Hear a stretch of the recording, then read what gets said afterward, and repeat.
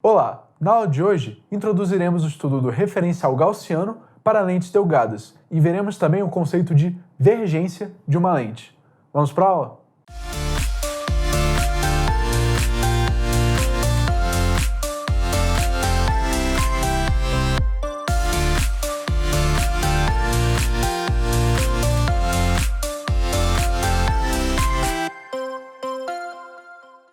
Olá!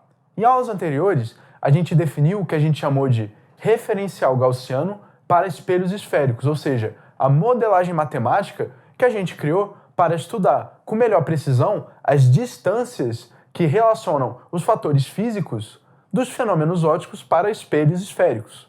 No caso da aula de hoje, a gente vai proceder de maneira semelhante para as lentes delgadas, tanto convergentes quanto divergentes, ou seja, vamos definir também aqui um referencial gaussiano.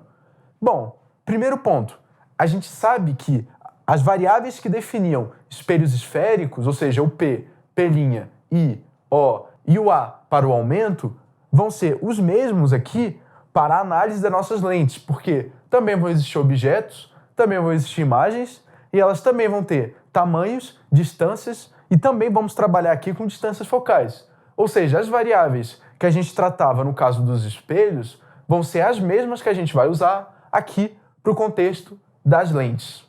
Agora, perceba uma diferença muito importante no caso aqui do referencial gaussiano para as lentes.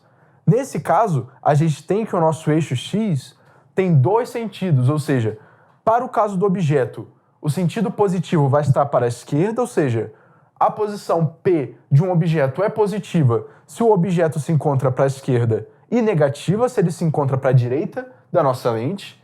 E, para o caso da imagem, essa situação se inverte. Ou seja, a imagem que se forma do lado direito da nossa lente é positiva e a imagem que se forma do lado esquerdo da nossa lente é negativa.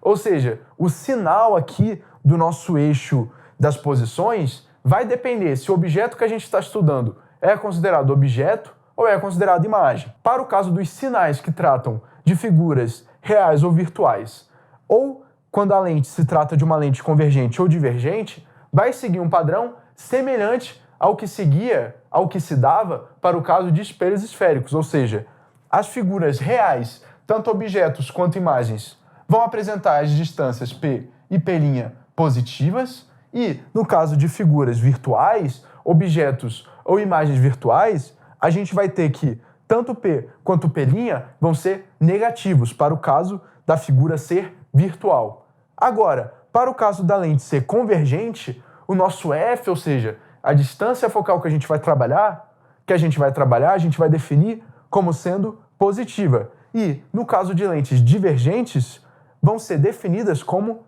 negativas, ou seja, a distância focal vai ser menor que zero. O módulo que vai ser essa distância vai continuar o mesmo. O que vai variar para a lente convergente e divergente vai ser apenas o sinal que a gente vai atribuir aqui para a nossa distância focal F. Agora, como fica aqui para o caso das lentes as nossas equações de Gauss e equações do aumento linear? Bom, a gente pode ver que essas equações vão ser as mesmas em questão matemática, questão numérica, das equações dos espelhos, ou seja, a equação de Gauss vai ter a mesma forma, 1 sobre F igual a 1 sobre P mais 1 sobre P', e a equação da ampliação linear também vai ser a mesma. A razão entre o tamanho da imagem do objeto vai continuar sendo igual a menos P' sobre P. Ou seja, as nossas equações de Gauss e da ampliação linear vão se manter.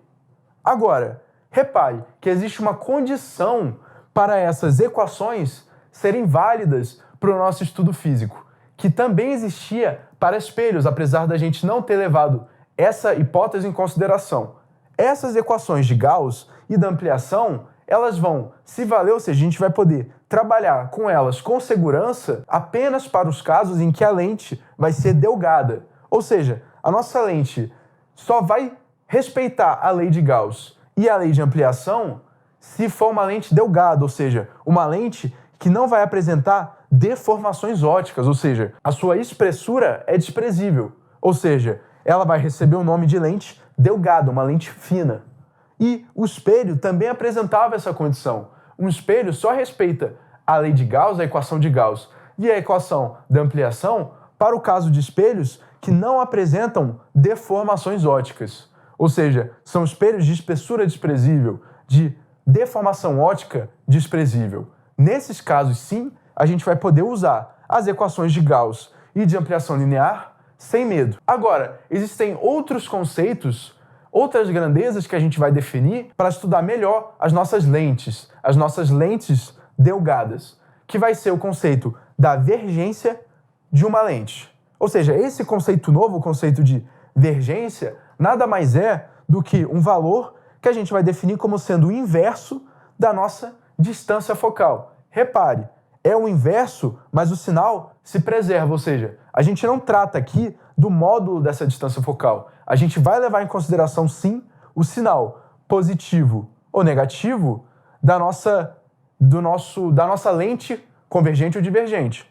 Portanto, essa vergência vai ter a unidade, aqui o símbolo da unidade que vai acompanhar o valor numérico, como sendo a dioptria, ou o que a gente chama de grau. Dioptria ou grau vai ser nada mais do que metros elevado a menos 1. Ou seja, quando a gente encontrar um valor para vergência com essa distância focal aqui em metros, a gente vai obter a dimensão para a nossa vergência como sendo metro a menos 1, ou dioptria ou grau, como a gente ouve muito no nosso dia a dia, né? Um óculos tem 3 graus, 4 graus. Nada mais é do que essa unidade aqui de dioptria, metro elevado a menos 1. Agora, de que forma a gente pode encontrar a vergência de uma lente com base na estrutura geométrica dessa lente? Ou seja, sabendo o raio de cada face dessa lente, sabendo o índice de refringência do material que compõe essa lente, como a gente pode deduzir a sua vergência, que a gente vai ver que é muito importante no estudo de lentes. A gente tem que usar a nossa equação de Halley, ou seja, a equação dos fabricantes de lentes. Essa equação relaciona as propriedades geométricas da nossa lente e o índice de refringência tanto da lente quanto do meio para encontrar a vergência da lente que a gente está analisando. Ou seja, a equação de Halley, a equação dos fabricantes, vai ser dada por vergência da lente igual a razão entre o índice de refringência da lente e o índice de refringência do meio menos 1. E esse termo aqui que relaciona os índices de refringência vai multiplicar esse termo aqui, que é o inverso do raio da primeira face somado com o inverso do raio da segunda face. Agora, esses raios aqui, R1 e R2, raio da primeira face e raio da segunda face, vão carregar consigo um sinal que pode ser positivo ou negativo. Como a gente vai saber apenas pela análise geométrica da lente se o valor do raio de uma determinada face é positivo ou negativo? Muito simples. Se a face for côncava, o valor do seu raio vai ser negativo. Ou seja, se o raio de uma face côncava é 5 metros, o seu R vai ser menos 5, aqui na equação de Halley. Agora, se a face for convexa, ou seja, existir uma face convexa de 5 metros, o seu raio vai ser igual a mais 5 metros, ou seja, vai ter um sinal positivo e o seu valor numérico vai continuar sendo, obviamente, 5 metros. Portanto, a gente pode concluir com essa aula que o estudo das lentes matemático, ou seja, a análise matemática dos fenômenos que envolvem lentes delgadas, vai ser analisado de forma semelhante ao caso dos espelhos, usando eixos de coordenadas, um referencial gaussiano e as mesmas grandezas P', P' e O e o A para ampliação. E vimos também que no caso da lente vai haver uma grandeza nova definida, que é a vergência, e que ela vai se relacionar com os fatores geométricos da lente por meio da nossa equação de Halley, ou equação dos fabricantes de lentes. Muito obrigado.